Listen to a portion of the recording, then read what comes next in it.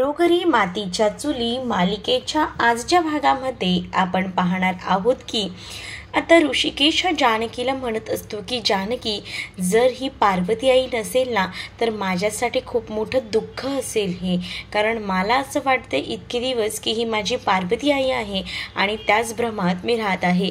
तेवढ्यातच आता त्याला एका लॅबमधून कॉल आलेला असतो आणि म्हणूनच तो फोनवर बोलायला खाली जातो. तो आता म्हणत असतो की मला लवकरात लवकर ही DNA टेस्ट करून घ्यायची आहे. हे जेव्हा तो म्हणतो तेव्हा मात्र आता DNA टेस्टचं नाव घेतल्याबरोबर खूप जास्त भीती जी आहे ती तिथे असणाऱ्या आता सुमित्राला वाटत असते. सुमित्रा बिचारी रडत एकटी बसलेली असते. तिला आता कळून चुकलेलं असतं एकदा का DNA टेस्ट झाली की माझा ऋषी माझ्यापासून लांब होणार आणि म्हणूनच ती खूप जास्त घाबरत असते. तेवढ्यातच तिथे आता ऋषिकेश आलेला असतो आणि ऋषिकेश आल्यानंतर तिला विचारतो की काय झालं आहे आई. त्यावर आता सुमित्रा त्याला सांगत असते की आता तू DNA टेस्ट करायच्या इतक्या मागे लागलाय, याचा अर्थ तुला आता कळून गेलेला आहे की तीच तुझी आई आहे आणि त्यासाठी तू इतका मागे लागला आहेस हे सुद्धा मला कळत आहे, असं देखील ती आता म्हणू लागते. त्याच वेळेला आता ऋषिकेश म्हणत असतो की आई असं काही नाही आहे, तू जशी माझ्यासाठी आहेस ना त्याच्यापेक्षा कितीतरी पटीने तिची जागा खालीच आहे, पण तू माझ्यासाठी खूप जास्त महत्त्वाची आहेस. मला असं वाटतं ना की तू माझ्यासाठी आजपर्यंत खूप काही केलेस आणि मी ते कधीही विसरणार नाही. पहिल्यांदा आई अशी हाक मारायला मी तुलाच तर शिकलो आणि या सगळ्या गोष्टी अशा कशा सहजासहजी मी विसरून जाईन, असं देखील तो तिला म्हणून आता आधार देत असतो. परंतु ती आतमधून खूप जास्त कोलमडून गेलेली असते.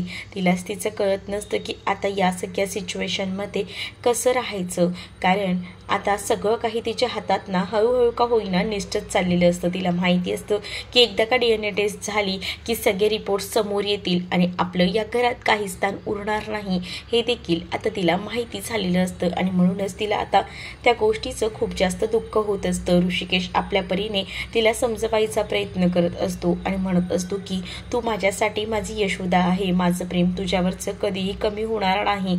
पण आता जी सुमित्रा असते ती ऐकायला कुठे मानत असते, ती तर काहीच ऐकायला तयार नसते. ती सरळ म्हणत असते की नाही, मला माहिती आहे तुझं जे काही प्रेम आहे माझ्यावरचं ते खूप कमी झालेलं आहे आणि तू म्हणूनच तर ही DNA टेस्ट करायला एवढा तयार झालेला आहे. ऋषिकेश म्हणत असतो की उलट DNA टेस्ट केल्यावर ती बाई नक्कीच पार्वती आहे का की खोटी आहे हे तर समजेल ना, आणि यासाठी मी ही DNA टेस्ट करतोय असं देखील तो म्हणत असतो. तरीसुद्धा सुमित्रा जी असते ती काहीसुद्धा ऐकून घ्यायला तयार नसते. ती त्या मनस्थितीतच नसते, कारण तिला असं वाटत असते की ही लोक DNA टेस्ट याच कारणासाठी करतायत जेणेकरून माझ्यापासून ऋषी कायमचा लांब निघून जाईल. तर इकडे आता जेव्हा हे सगळं बोलणं सुरू असतं त्यानंतर तिला खूप जास्त वाईट वाटतं. त्यानंतर ती आता तिकडनं जायला निघते आणि जेव्हा ती तिकडनं जाते ना तेव्हा आता नानांकडे जाऊन नानांकडे सुद्धा याच कारणांसाठी रडत असते. नाना आता तिला विचारत असतात की काय झालं आहे, तर नानांना ती म्हणत असते की मलाच माझं कळत नाही की मला सध्याला काय झालं आहे, कारण मला असं वाटतंय की माझा ऋषी माझ्यापासून आता लांब जाणार, मग मी तरी काय करू. मला खूप जास्त टेन्शन आलेलं आहे. मला असं वाटत होतं आजपर्यंत ह्या ऋषीला मी सांभाळले, खरं तर पार्वतीनेच माझ्याकडे त्याची जबाबदारी दिली होती, पण आता माझ्याकडनं तीच जबाबदारी ती अशीच काढून घेत आहे आणि त्यामुळे मला इतका त्रास होतोय ना तुम्हाला काय सांगू. आता उद्या DNA रिपोर्ट आले की सगळं चित्र समोर असेलच. जर ते DNA रिपोर्ट जर खरंच असतील ना तर मी या घरातनं निघून जाईन आणि जर खोटे असतील तर त्या बाईला पोलिसात दिल्या शिवाय मी शांत बसणार नाही, असं देखील आता सुमित्रा ही बोलत असते. आता सुमित्रा आणि त्याचसोबत नानांचं बोलणं बाहेर उभं राहून मुद्दामूनच पार्वती ऐकत असते. मित्राने आता ठरवलेलं असतं की जास्त दिवस या घरात राहायचं नाही, या घरात ना आता निघून जायचं आणि त्यामुळेच आता ती खूप जास्त खुश होते. पण आता जर रिपोर्ट निगेटिव्ह आले तर आपलं काही खरं नाही हे सुद्धा आता पार्वतीला माहिती असतं. तर त्यानंतर आता रात्रीच्याच वेळी जानकी कोणताही उशीर न करता लगेच पोलिसांना बोलवून घेते आणि लगेच ती आता पोलिसांना सांगून त्या लताचा सगळा खोटा उघड पाडते आणि ती सांगत असते की ही बाई आमच्या घरात शिरलेली आहे, ही आमची पार्वती आई नाही, ही लता आहे, हिला अटक करा, हिने आतापर्यंत आमच्या घराला खूप त्रास दिला आहे, आमचं घर उद्ध्वस्त करायचा प्रयत्न केला आहे, या बाईला शिक्षाही व्हायलाच हवी, असं बोलून ती पोलिसांच्या हवाले त्या आता लताला करत असते. तर आता लता ही जास्त घाबरलेली असते. ती म्हणत असते की नाही, मी खरंच पार्वती आहे. पण आता जानकी कोणावरही विश्वास ठेवायला तयार नसते. तर आता सुमित्रा सुद्धा सांगत असते की हो बरोबर आहे, जानकी जे काही बोलते ती, ही बाई या घरात नको आहे. काही झालं तरी सुद्धा ही बाई आम्हा सगळ्यांशी खोटं बोलते, या घरात घुसायला पाहते. पण ही बाई खोटारडी आहे, ही पार्वती वगैरे आमची काहीच नाही, हिला घेऊन जा. आता ती रिक्वेस्ट करत म्हणत असते की प्लीज माझं ऐक ना जानकी. पण जानकी तिचं बिलकुलही ऐकायला तयार नसते आणि त्यानंतर तिला पोलीस घेऊन जातात आणि ऋषिकेश देखील तिथेच आलेला असतो. तर ऋषिकेश देखील पोलिसांना म्हणत असतो की आता काहीच विचार करू नका, हिला घेऊन जा, आमचा कोणताही निर्णय बदलणार नाही आहे, असं देखील पोलिसांना तो स्पष्टपणे सांगतो. त्यामुळे आता पोलीस जे आहे ते सुद्धा आता तिला घेऊन जातात. बिचारी ती गयावया करत असते पण तिची दया कोणीही करत नाही, कारण तिने आता एवढं मोठं पाप जे केलेलं असतं.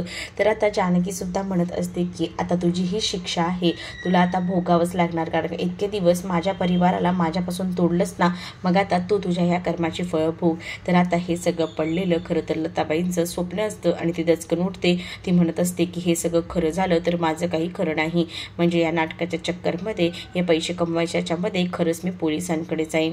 म्हणून ती आता खूप जास्त घाबरते. तरी ते दुसऱ्या दिवशी सकाळी आता जानकी देवघरात असते आणि ती आता पूजा करत असते. देवघरात पूजा करत असतानाच जानकीच्या डोक्यामध्ये अनेक विचार सुरू असतात. ती म्हणत असते की एकदा का आता हे DNA रिपोर्ट्स आले की सगळं काही नॉर्मल होईल, म्हणजेच हे DNA रिपोर्ट्स आले की आता सगळ्यांच्या समोरच सगळं काही होईल, असं ती देवाला म्हणत असते. आणि तेवढ्यातच तिथे आता आलेली असते ती म्हणजे सुमित्रा तिथे आल्यानंतर जानकी तिचे आशीर्वाद घेत असते आणि जानकी जेव्हा तिचे आशीर्वाद घेते तेव्हा मात्र ती खूप जास्त घाबरलेली असते. आणि त्यावेळेला जानकी म्हणत असते की तुम्ही मला आई आशीर्वाद द्या, म्हणजे सगळं काही नीट होईल. पण आता सुमित्रा आशीर्वाद द्यायला तयार नसते. ती म्हणत असते तुला पाया पडायचे असतील तर जा ना, तुझ्या सासूकडे जा, तुझ्या सासूच्या पाया पड, माझ्या पाया पडू नकोस.